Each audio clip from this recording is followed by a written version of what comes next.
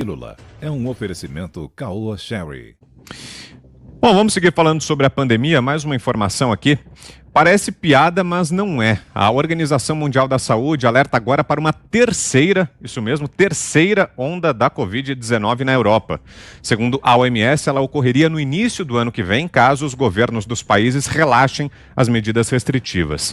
A entidade acusou os gestores europeus de não terem construído a infraestrutura necessária durante o verão para combater o vírus. As declarações são do enviado especial da OMS, David Nabarro, em entrevista à imprensa da Suíça. Começa com você, Fiuza. O próprio David Nabarro, já citamos aqui, que é o embaixador, né, o diretor especial para a Covid-19, já afirmou que o lockdown é uma medida devastadora, né? Eles têm não chega a ter 2 meses, talvez. Ele afirmou que o trancamento já realizado no ano de 2020, né? Digamos, nos primeiros 6 meses de pandemia, seria suficiente, segundo a estimativa dele, para dobrar a pobreza mundial em 1 ano. Então, o Dr. David Nabarro sabe como são dramáticas as medidas extremas de lockdown. O que ele está falando agora é o seguinte, Vitor, eles têm, na OMS, um compromisso acima de todos os outros, falar pelos cotovelos. Eles são showman, né? O Tedros Adhanom está até meio sumido. Mas fora isso, eles estão sempre na mídia, eles estão sempre falando. E o David Nabarro mostra, quer dizer, a afirmação que ele fez sobre o lockdown é uma afirmação muito importante, porque ele dizia também o seguinte, que o lockdown não pode ser usado por nenhuma autoridade como uma medida primária de enfrentamento de segurança sanitária, né, contra o contágio. São palavras dele. Ele diz o seguinte, o lockdown é uma medida de último caso, em situações especiais, né, circunscritas a determinada área. E agora ele está dizendo que se os estados nacionais, enfim, os governos locais relaxarem as medidas restritivas, pode vir uma terceira onda. Isso é uma projeção alucinada. Isso é uma projeção alucinada. Ele não tem esse dado, ele não tem esse indício, ele não tem esse sinal no radar indicando a possível chegada de uma terceira onda. Ele nem sabe em que onda ele está. Ninguém sabe em que onda está, né, de vírus. Ah, tem mutação, não tem mutação. O que nós vivemos nessa pandemia, Vitor, é uma escuridão. É uma completa, um festival de irresponsabilidade dessas autoridades. Então, evidentemente que o David Nabarro, nesse momento, está querendo, na minha interpretação, aparecer como uma pessoa capaz de alertar, né, da empatia, da prudência, etc. Mas ele não está sendo nada científico, né? Que medidas restritivas ele está propondo nesse momento? O colega dele, Hans Kluge, que é diretor especial da OMS para a Europa, acaba de dizer na semana passada de que o lockdown deve ser evitado, né? Hans Kluge disse mais, que as escolas deveriam funcionar, as escolas primárias deveriam funcionar. Então, cada vez que uma autoridade de saúde dessas vem com um discurso vago, como nós vimos diversas vezes o Tedros Adhanom fazer sobre prognósticos, né? Ele já falou, olha, talvez a gente leve anos para se livrar dessa pandemia. Os Estados Unidos da América, como a gente sabe, se retiraram, né, numa ação dramática, se retiraram da Organização Mundial da Saúde por identificar a politização da instituição por influência da China. E o que a gente vê nesse momento, então, é que é difícil confiar em diretrizes da Organização Mundial da Saúde, e o único produto que pode haver nessa falação pelos cotovelos dessas autoridades é gerar ansiedade, angústia, pânico e boa matéria-prima para os aproveitadores e oportunistas do caos. E aí, Zé, terceira onda? Parece um meme, né? Parece piada, mas não é real, uma defesa da OMS, a Organização Mundial de Saúde. Olha, Vitor, eu digo sempre de que só os loucos e os cachorros é que têm ideia fixa. Eu desconfio de que uma pessoa tem uma ideia e que essa ideia seja universal para todos. E já está comprovado de que o lockdown, e mesmo, não é só o lockdown, que é uma situação de isolamento mais severa, né? Não só lockdown, mas qualquer outra situação de restrição de liberdade, isto não funciona no caso da Covid-19. O novo coronavírus, ele é solerte, como gosta de dizer a Dilma, né? Ele, vamos dizer assim, engana até a própria medicina, porque ninguém sabe exatamente de que maneira o novo coronavírus ataca as pessoas e de que forma.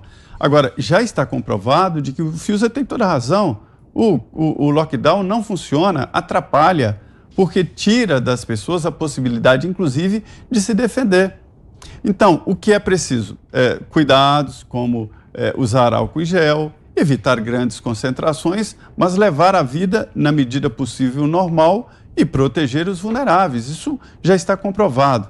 Agora, no meio desta guerra aí, a vítima maior foi a população que confiou na OMS.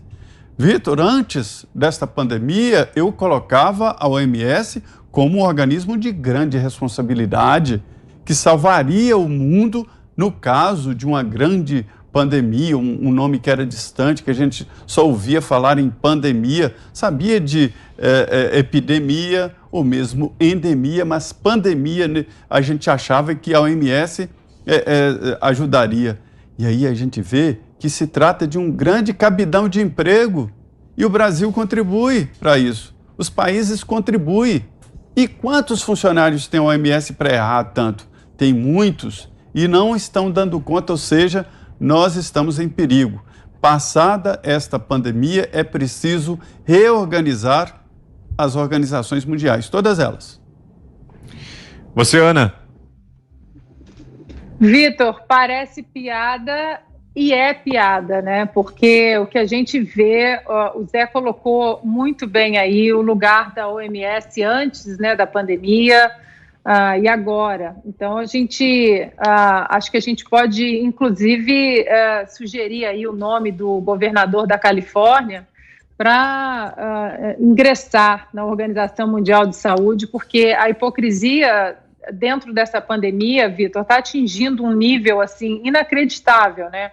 Como vimos a semana passada, o governador da Califórnia, enquanto ele já assinou medidas executivas aí totalmente inconstitucionais, aliás, de um lockdown severo em todo o estado, ele foi pego aí jantando num dos restaurantes mais caros dos Estados Unidos, num ambiente fechado, sem máscara, numa mesa com 12 pessoas, e vai à televisão e prega que as escolas não vão abrir, as igrejas não vão abrir, que as pessoas têm que mudar os planos para o Dia de Ação de Graças, que é essa semana aqui nos Estados Unidos, uma data muito celebrada para os americanos, que é para os americanos começarem a repensar as festividades natalinas também, em termos de organização aí, reuniões familiares e viagens, isso tudo enquanto ele foi pego aí, fotografado, inclusive, sem máscara, num ambiente fechado, numa mesa com 12 pessoas. Isso tudo, Vitor, é para a gente ver aí o nível de hipocrisia que começa